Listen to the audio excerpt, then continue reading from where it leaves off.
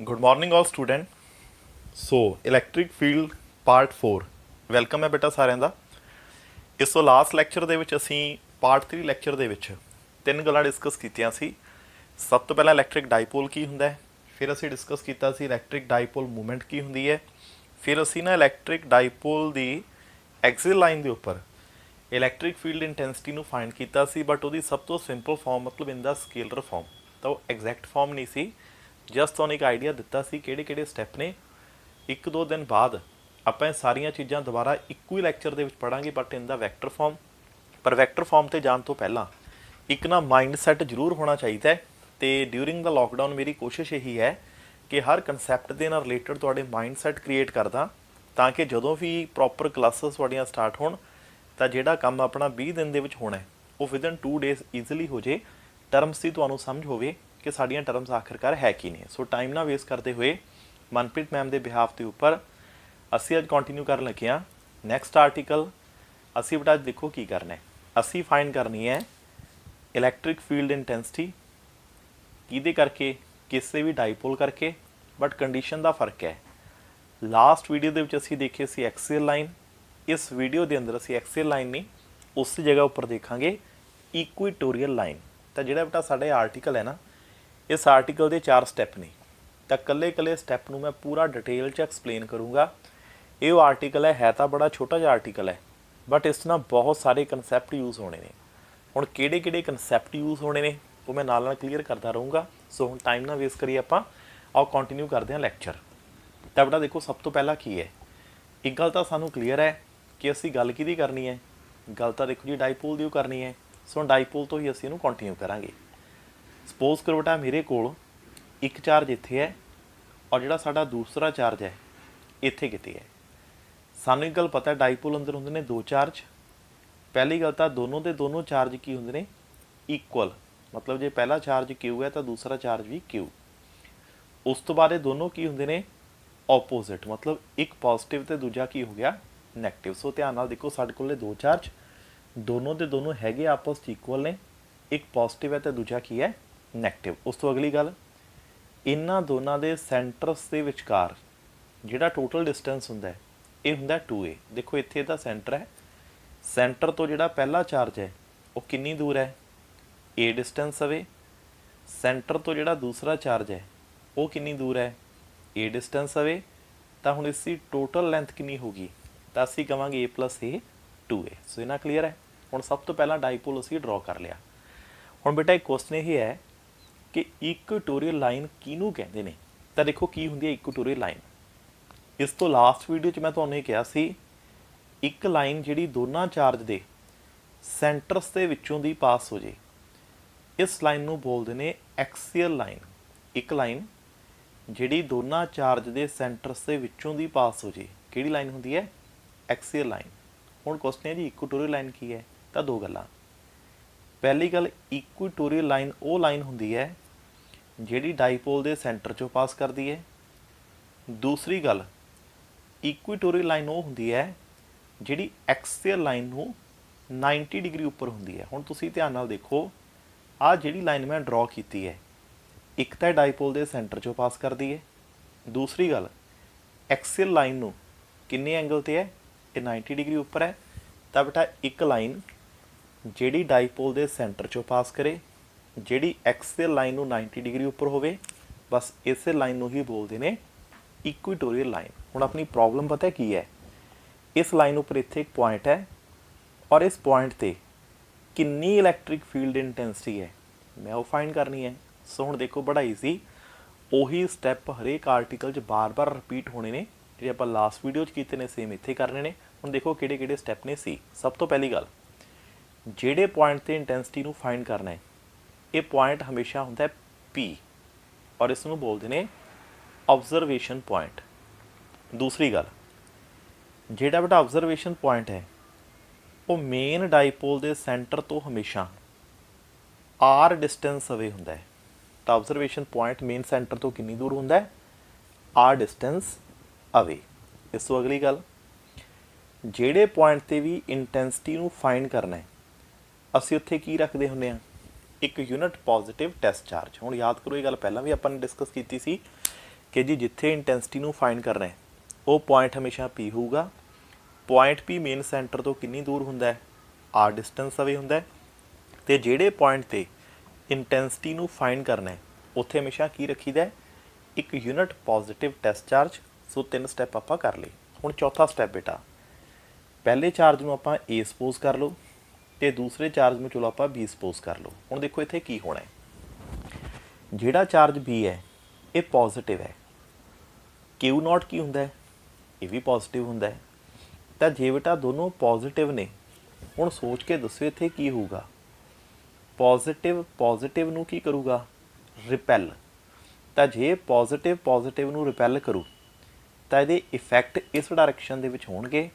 तो असीं ये कहांगे कि जिहड़े ना बी दे इफैक्ट ने वो इस डायरैक्शन दे विच ने। हुण इहनूं ध्यान नाल देखो, बी दे उपर चार्ज पॉजिटिव है, क्यू नॉट भी पॉजिटिव हुंदा है। पॉजिटिव ने पॉजिटिव नूं रिपैल करता, इफैक्ट किधर हो गए, बाहर वाल हो गए। अगली गल ध्यान नाल देखो, साडे कोल ना एक ट्रायंगल बन गई। आ तां बेटा बेस है, आ परपेंडिकुलर है, ये हाइपोटन्यूस है। हुण इहदे विचों जिहड़ी बेस है ये तां देखो ए है, जिहड़ा परपेंडिकुलर है वो आर है।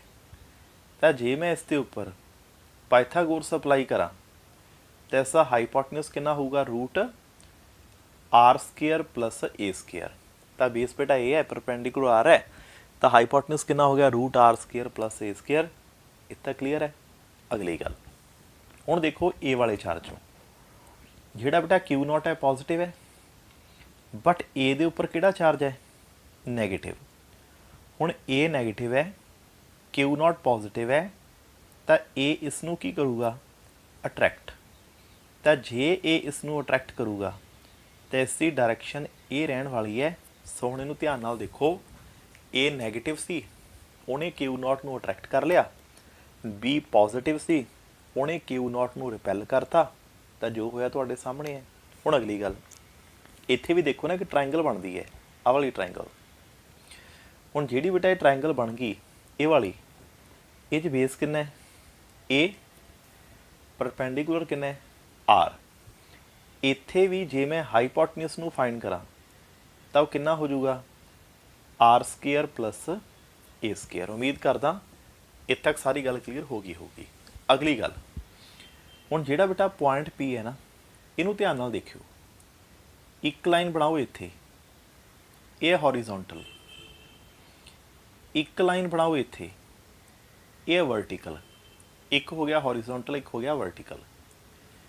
देखो जे आ एंगल थीटा है, मान लो ये थीटा है, तो ये एंगल भी थीटा।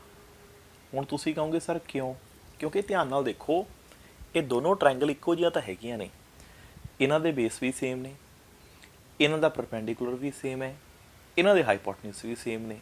तो जदों तीनों साइडां सेम ने तो एंगल तो सेम होने ही होने ने।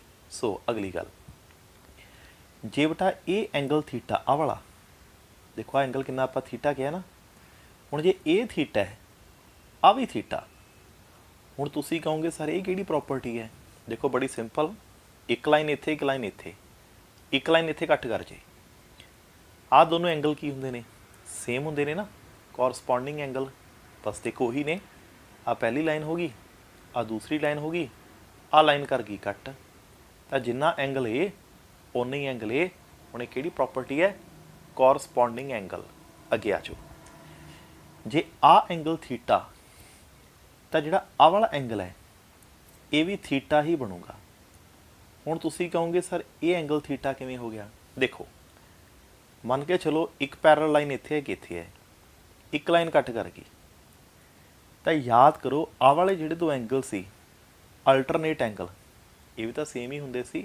तो इस करके जे आ एंगल थीटा, इहदा अल्टरनेट आ भी कितना हो गया, थीटा। इत्थे तक क्लीयर है।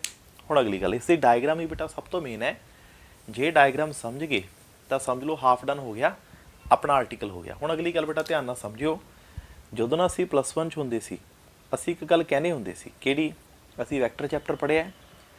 मान लो इत्थे एक वैक्टर है कोई भी, से ए वैक्टर है, एक लाइन हुंदी सी हॉरिजोंटल, एक लाइन वर्टिकल, मान लो इत्थे एंगल बन गया थीटा। ਤਾਂ ਯਾਦ ਕਰੋ ਜਦੋਂ ਐਵੇਂ ਦੀ ਸਿਚੁਏਸ਼ਨ ਬਣਦੀ ਸੀ ਅਸੀਂ ਨਾ ਕੰਪੋਨੈਂਟ ਤੋੜਦੇ ਸੀ। ਕੰਪੋਨੈਂਟ ਮਤਲਬ ਜਿਹੜੀ ਸਾਈਡ ਉੱਪਰ ਥੀਟਾ ਉਹ ਸਾਈਡ ਉੱਪਰ ਕੀ ਆਉਂਦਾ ਸੀ ਕੋਸ, ਜਿੱਧਰ ਥੀਟਾ ਹੈ ਨਹੀਂ ਉਹ ਸਾਈਡ ਉੱਪਰ ਕੀ ਆਉਂਦਾ ਸੀ ਸਾਈਨ। ਹੁਣ ਧਿਆਨ ਨਾਲ ਦੇਖੋ ਕੰਪੋਨੈਂਟ ਤੋੜਤੇ ਤਾਂ ਜਿਹੜੀ ਸਾਈਡ ਉੱਪਰ ਥੀਟਾ ਉਧਰ ਕੋਸ ਲਿਖਤਾ, ਜਿੱਧਰ ਥੀਟਾ ਹੈ ਨਹੀਂ ਸਾਈਨ ਲਿਖਤਾ। ਇਹਨੂੰ ਅਸੀਂ ਬੋਲਦੇ ਸੀ ਰੈਜ਼ੋਲੂਸ਼ਨ ਆਫ ਆ ਵੈਕਟਰ। ਬਸ ਉਹੀ ਪ੍ਰੋਪਰਟੀ ਹੁਣ ਮੈਂ ਇੱਥੇ ਯੂਜ਼ ਕਰੂੰਗਾ। ਧਿਆਨ ਨਾਲ ਦੇਖੋ ਕਿਵੇਂ। ਸਭ ਤੋਂ ਪਹਿਲਾਂ ਅਸੀਂ ਈ ਬੀ ਦੇਖਦੇ ਹਾਂ। ਦੇਖੋ ਈ ਬੀ ਇੱਕ ਵੈਕਟਰ ਹੈ, ਆਹ ਵਾਲਾ ਵੈਕਟਰ ਹੈ, ਔਰ ਇਸ ਵੈਕਟਰ ਦੇ ਆਹ ਸਾਈਡ ਉੱਪਰ ਐਂਗਲ ਕਿੰਨਾ ਹੈ ਥੀਟਾ। ਤਾਂ ਜੇ ਮੈਂ ਕੰਪੋਨੈਂਟ ਤੋੜਾਂ ਤਾਂ ਕੀ ਆਉਣਾ ਹੈ, ਜਿਹੜੀ ਸਾਈਡ ਉੱਪਰ ਐਂਗਲ ਉਧਰ ਅਸੀਂ ਕੀ ਲਿਖਾਂਗੇ ਕੋਸ, ਜਿੱਧਰ ਐਂਗਲ ਹੈ ਨਹੀਂ ਉਧਰ ਬੇਟਾ ਅਸੀਂ ਕੀ ਲਿਖਾਂਗੇ ਸਾਈਨ। ਤਾਂ ਮੈਂ ਕੁਛ ਨਹੀਂ ਕੀਤਾ, ਈ ਬੀ ਦੇ ਕੰਪੋਨੈਂਟ ਤੋੜੇ, ਜਿਹੜੀ ਸਾਈਡ ਉੱਪਰ ਐਂਗਲ ਉਧਰ ਮੈਂ ਕੋਸ ਲਿਖਤਾ ਔਰ ਜਿੱਧਰ ਐਂਗਲ ਹੈ ਨਹੀਂ ਆਪਾਂ ਉਧਰ ਸਾਈਨ ਲਿਖਤਾ। ਐਵੇਂ ਤੁਸੀਂ ਦੇਖੋ ਈ ਏ ਨੂੰ, ਇਹਦੇ ਵੀ ਕੰਪੋਨੈਂਟ ਤੋੜੋ ਤਾਂ ਬੇਟਾ ਜਿਹੜੀ ਸਾਈਡ ਉੱਪਰ ਐਂਗਲ ਉਹ ਸਾਈਡ ਉੱਪਰ ਕੀ ਲਿਖਾਂਗੇ ਕੋਸ, ਔਰ ਜਿੱਧਰ ਐਂਗਲ ਹੈ ਨਹੀਂ ਉਧਰ ਆਪਾਂ ਕੀ ਲਿਖਾਂਗੇ ਸਾਈਨ। ਬਸ ਇੰਨੀ ਉਹ ਕਹਾਣੀ ਹੈ। ਪਹਿਲਾ ਸਟੈਪ ਡਾਇਗਰਾਮ ਕੰਪਲੀਟ ਹੋ ਗਈ। ਉਮੀਦ ਕਰਦਾ ਕਿ ਡਾਇਗਰਾਮ ਤੁਹਾਨੂੰ ਸਾਰਿਆਂ ਨੂੰ ਕਲੀਅਰ ਹੋ ਗਈ ਹੋਊਗੀ। ਆਖਿਰਕਾਰ ਇਹ ਡਾਇਗਰਾਮ ਕਿਵੇਂ ਬਣੀ ਹੈ। ਸੋ ਸਾਰੇ ਬੱਚੇ ਇਸ ਵੀਡੀਓ ਨੂੰ ਪੌਜ਼ ਕਰਕੇ 2-3 ਵਾਰ ਦੇਖਿਓ, ਕੱਲੇ ਸਟੈਪ ਨੂੰ ਧਿਆਨ ਨਾਲ ਦੇਖਿਓ। ਇਸ ਡਾਇਗਰਾਮ ਨੂੰ ਸਭ ਤੋਂ ਪਹਿਲਾਂ 3-4 ਵਾਰ ਡਰਾ ਕਰਕੇ ਦੇਖਿਓ। ਦੇਖੋ ਜੇ ਡਾਇਗਰਾਮ ਡਰਾ ਕਰਨੀ ਨਾ ਆਈ ਤਾਂ ਅੱਗੇ ਆਰਟੀਕਲ ਦੇ ਵਿੱਚ ਕੁਝ ਵੀ ਨਹੀਂ ਹੋਣਾ। ਔਰ ਇਹ ਡਾਇਗਰਾਮ ਮੈਂ ਕੱਲਾ ਪੁਆਇੰਟ ਪੂਰਾ ਡਿਟੇਲ 'ਚ ਐਕਸਪਲੇਨ ਕੀਤਾ ਹੈ। ਤਾਂ ਵੀਡੀਓ ਨੂੰ ਪੌਜ਼ ਕਰਕੇ ਕੱਲੇ ਸਟੈਪ ਨੂੰ ਤੁਸੀਂ ਧਿਆਨ ਨਾਲ ਦੇਖਣਾ ਹੈ। ਅਤੇ ਸਭ ਤੋਂ ਪਹਿਲਾਂ ਤਾਂ ਇਹ ਡਾਇਗਰਾਮ ਡਰਾ ਕਰਨੀ ਹੈ। ਇਹਦੇ ਨਾਲ ਆਰਟੀਕਲ ਦਾ ਪਹਿਲਾ ਸਟੈਪ ਹੋ ਗਿਆ। ਹੁਣ ਦੂਜਾ ਸਟੈਪ ਦੇਖੋ ਕੀ ਹੈ। ਆਪਾਂ ਨੂੰ ਇਹ ਗੱਲ ਪਤਾ ਹੈ ਇਲੈਕਟ੍ਰਿਕ ਫੀਲਡ ਦਾ ਜਿਹੜਾ ਬੇਸਿਕ ਫਾਰਮੂਲਾ ਹੈ ਇਹ ਹੁੰਦਾ Q ਅਪੋਨ Q, ਜੋ ਵੀ ਸਾਡਾ ਚਾਰਜ ਹੈ ਕਿ ਜੀ Q ਅਪੋਨ 4 ਪਾਈ ਐਪਸਾਈਲਨ ਨੋਟ, ਜੋ ਵੀ ਇੱਥੇ ਡਿਸਟੈਂਸ ਹੈ ਉਹਦਾ ਸਕੇਅਰ। ਤਾਂ ਇਲੈਕਟ੍ਰਿਕ ਫੀਲਡ ਇੰਟੈਂਸਿਟੀ ਦਾ ਬੇਸਿਕ ਫਾਰਮੂਲਾ ਕੀ ਹੁੰਦਾ Q upon 4 pi ਐਪਸਾਈਲਨ note R square, ਇਹੀ ਹੁੰਦਾ ਨਾ। ਬਸ ਹੁਣ ਇਹ ਫਾਰਮੂਲਾ ਅਸੀਂ 2 ਵਾਰ ਯੂਜ਼ ਕਰਾਂਗੇ। ਦੇਖੋ ਕਿਵੇਂ। ਪਹਿਲਾਂ ਤਾਂ ਮੈਂ ਫਾਰਮੂਲਾ ਯੂਜ਼ ਕਰਦਾ ਏ 'ਤੇ। ਹੁਣ ਤੁਸੀਂ ਕਹੋਗੇ ਸਰ ਏ 'ਤੇ ਕਿਵੇਂ ਯੂਜ਼ ਕਰਦੇ ਹਾਂ। ਦੇਖੋ ਆ ਏ ਪੇ, ਦੇਖੋ ਬੇਟਾ ਏ ਆਹ ਪੁਆਇੰਟ ਹੈ ਔਰ ਪੀ ਪੁਆਇੰਟ ਇੱਥੇ ਹੈ। ਅਸੀਂ ਦੇਖਣਾ ਹੈ ਏ ਦਾ ਪੀ 'ਤੇ ਇਫੈਕਟ।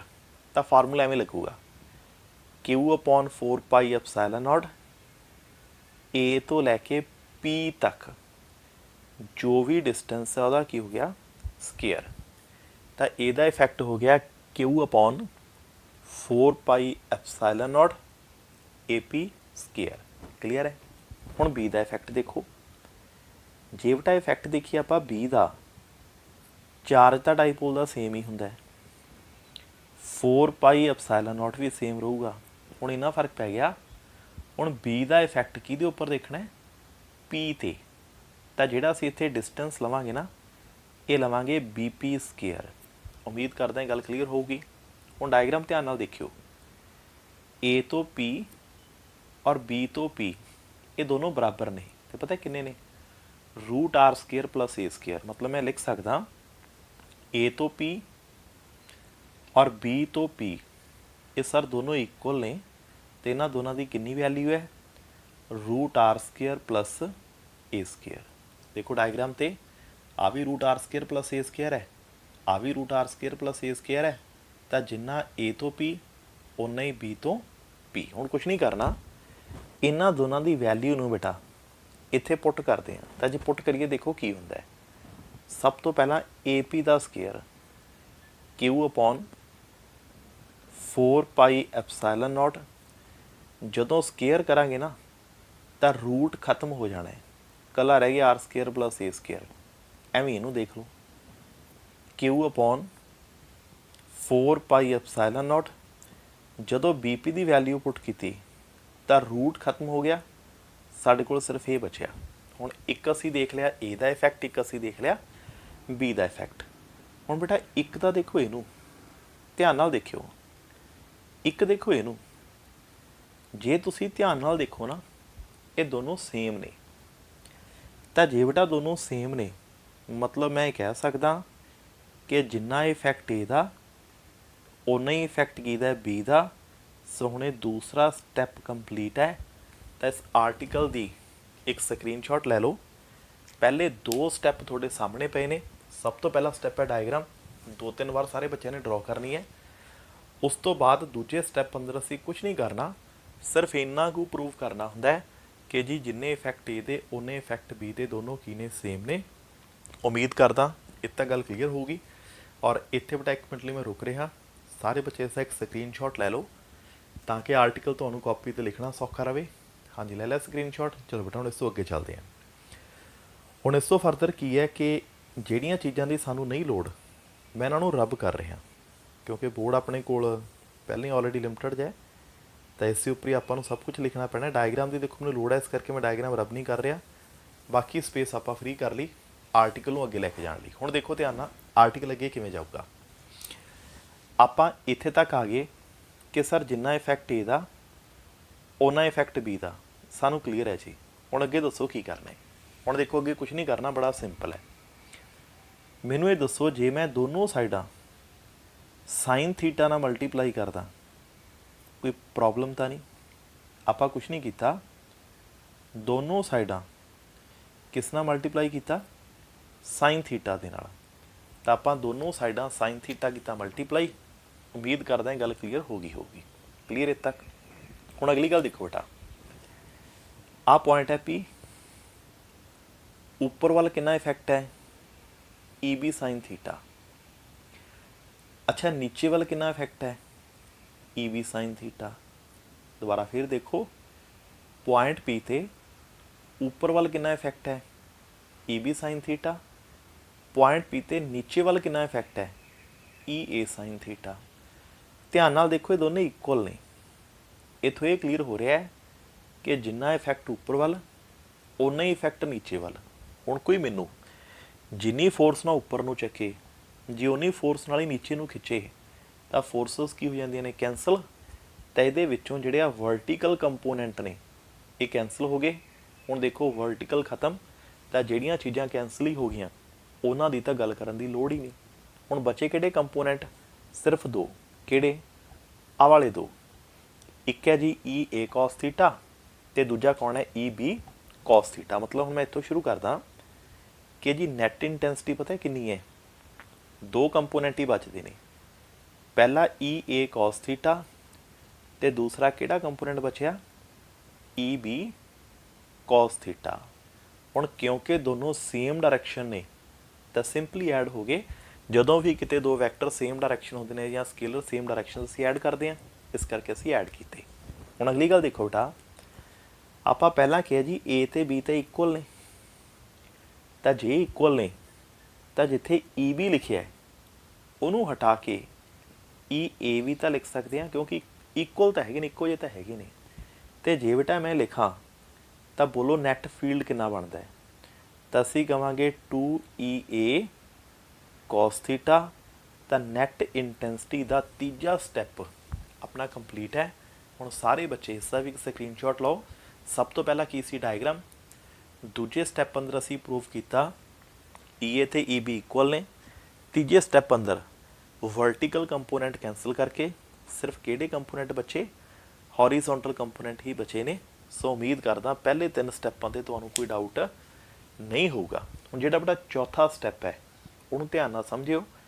चौथे स्टैप दे विच आपां इस आर्टिकल का आंसर कढना है, बट उसनूं शुरू करन तो पहलां मैं डायग्राम रब करूँगा। इस बार मैनूं लोड़ नहीं है, पर डायग्राम चों एक चीज़ की मैनूं लोड़ है। किहदी, सोचो जे डायग्राम दे विचों कॉस थीटा लभना होवे तां किवें लभ्या जाऊगा। देखो कॉस थीटा किवें लभ्या जांदा है। डायग्राम दे विच आ साइड हुंदी है बेस, देखो आ बेस है।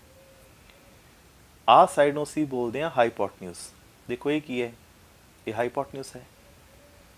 कॉस थीटा हुंदा है बेस मतलब ए अपॉन हाइपोटन्यूज मतलब रूट आर स्केयर प्लस ए स्केयर। तो दोबारा फिर देखो, ट्राइंगल दे विच बेस कौन है ए, हाइपोटन्यूज कौन है रूट आर स्केयर प्लस ए स्केयर। तो कॉस थीटा का बेसिक फार्मूला की हुंदा है ਬੇਸ ਅਪੋਨ ਹਾਈਪੋਟਨਿਊਸ, ਤਾਂ ਬੇਸ ਇੱਥੇ ਹੋ ਗਿਆ, ਹਾਈਪੋਟਨਿਊਸ ਹੋ ਗਿਆ रूट आर स्केयर प्लस ए स्केयर, ਤਾਂ ਬੇਸ ਅਪੋਨ ਹਾਈਪੋਟਨਿਊਸ।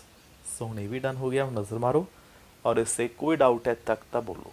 ਸੋ ਕਲੀਅਰ। ਕਮੈਂਟ ਬਾਕਸ ਦੇ ਵਿੱਚ ਗਰੁੱਪ ਦੇ ਵਿੱਚ ਤੁਸੀਂ ਮੈਨੂੰ ਕੁਝ ਵੀ ਪੁੱਛ ਸਕਦੇ ਹੋ, ਬਸ ਇੱਕ ਆਡੀਓ ਰਿਕਾਰਡ ਕਰਕੇ ਭੇਜ ਦਿਆ ਕਰੋ ਜਾਂ ਕਮੈਂਟ ਬਾਕਸ ਅੰਦਰ ਡਿਟੇਲਡ ਲਿਖ ਦਿਆ ਕਰੋ, ਤੁਹਾਨੂੰ ਕਲੈਰਿਟੀ 100% ਮਿਲੂਗੀ। ਦੇਖੋ ਇੱਕ ਚੀਜ਼ ਯਾਦ ਰੱਖਿਓ, ਫਿਜ਼ਿਕਸ ਅੰਦਰ ਐਸੀ ਕੋਈ ਚੀਜ਼ ਨਹੀਂ ਹੈ ਜਿਸ ਨੂੰ ਰੱਟਾ ਲਾਉਣਾ ਪਵੇ, ਅਤੇ ਜਿੱਥੇ ਤੁਹਾਨੂੰ ਕਿਤੇ ਰੱਟਾ ਲਾਉਣਾ ਪੈ ਰਿਹਾ ਉਹ ਫਿਜ਼ਿਕਸ ਹੀ ਹੈ ਨਹੀਂ, ਖਿਆਲ ਰੱਖਿਓ। ਸੋ ਹੁਣ ਕਲੀਅਰ ਇੱਥੇ ਤੱਕ, ਅੱਗੇ ਚੱਲਦੇ ਹਾਂ ਬੇਟਾ।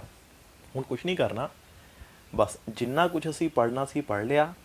ਹੁਣ ਅਸੀਂ ਇਹ ਸਾਰੇ ਨੂੰ ਕੰਪਾਈਲ ਕਰਕੇ ਅਸੀਂ ਆਨਸਰ ਕੱਢਣ ਵਾਲੇ ਹਾਂ।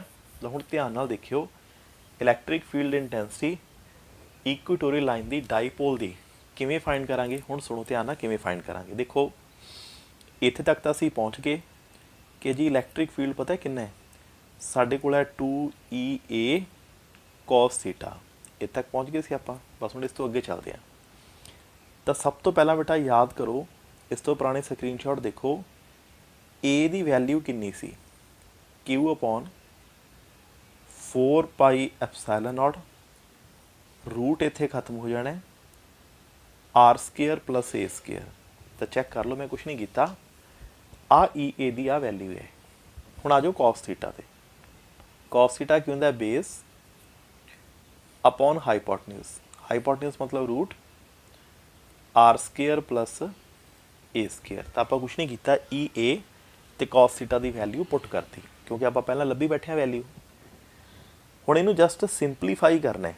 देखो ने सिंपलीफाई किवें होना है, न्यूमीनेटर दे विच हो गया Q इंटू 2A, आ बेटा Q पे 2A पे है। डिनोमीनेटर देखो 4 पाई एप्साइलन नॉट, ਇਹਦੀ पावर है 1, ਇਹਦੇ ਉੱਪਰ है रूट हाफ। 1 प्लस हाफ कितना होंदा है, 3/2 होंदा है ना, तो एक पावर 1 होगी, रूट हाफ होंदा है, तो 1 प्लस हाफ कितना हो गया 3/2। लो बेटा इतना क्लीयर है। बस हुण एक छोटी जी गल, ਇਹਦੇ ਵਿੱਚੋਂ ਜਿਹੜਾ Q इंटू 2A है, ਇਹਨੂੰ हटा के ਆਪਾਂ P लिख सकते हैं। तो ਹੁਣ ਇਹ ਕਿਹੜੀ डाइपोल मूवमेंट है, इलैक्ट्रिक डाइपोल मूवमेंट।